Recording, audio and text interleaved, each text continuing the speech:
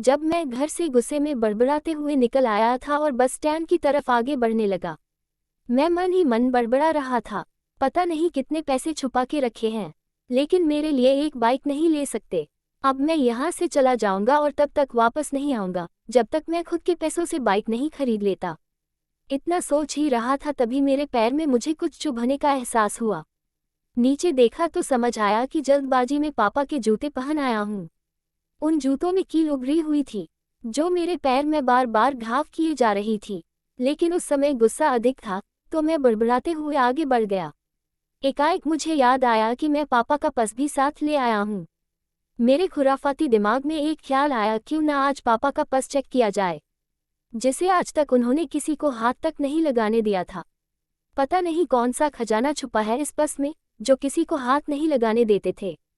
जब मैंने पापा का वह पुराना पर्स खोलकर देखा तो उसमें पैसे तो नहीं मिले, लेकिन पैसों की जगह पर एक डायरी रखी हुई थी।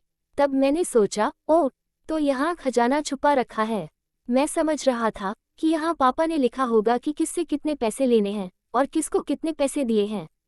लेकिन मैं गलत था। जब मैंने उस छोटी सी डायरी का पहला पेज खोलकर देखा तो वहाँ पर जो लिखा था वह थोड़ा सीरियस कर देने वाला था।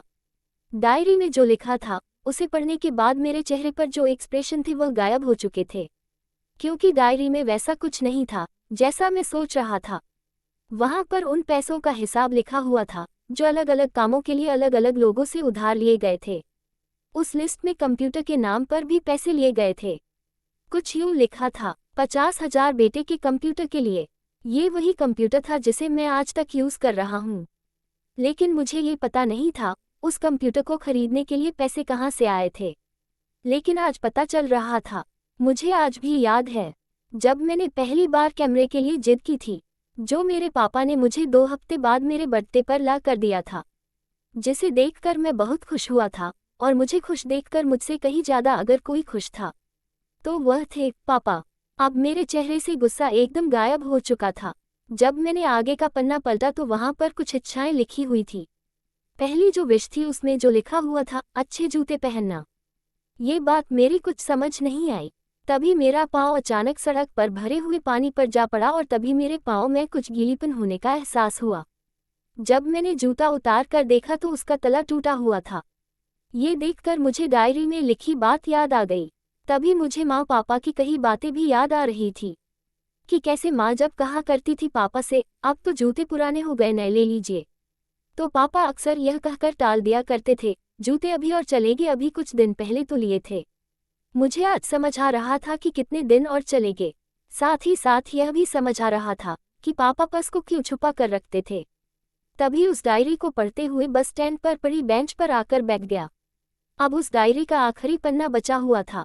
उस पन्ने को जब मैंने पलट कर देखा तो वहाँ कल की डेट लिखी हुई थी। तारीख के नीचे लिखा हुआ था 50,000 रुपये बाइक के लिए। बस इतना पड़ा और दिमाग सन रह गया। अब मेरे मन में कोई शिकवा गिला नहीं बचा था, बस मेरी आंखों से आंसू चले जा रहे थे। मुझे आज तक नहीं पता तब मैं क्यों रोए जा रहा था। अब मैं जल्दी से घर की तरफ भागा, लेकिन जूतों की वह कील पाँव में अब तक घाव बनाने में कामयाब हो चुकी थी।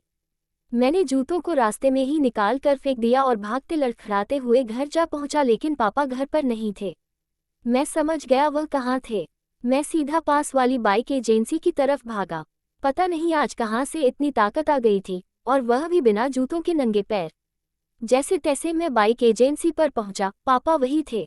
मैंने पापा को दौड़कर गले लगा लिया, और मेरी आंखों से आंसू रुकने का नाम ही नहीं ले रहे थे। पापा कुछ समझ नहीं पा रहे थे। आखिर मैंने पापा से कहा, पापा मुझे मोटरसाइकिल नहीं चाहिए, आप अपने लिए जूते ले लीजिए। अब आज से मैं जो भी करूँगा अपनी मेहनत से अपने बलबूते पर पढ़कर करूँगा। दोस्तों, बस इतनी सी थी ये कहानी।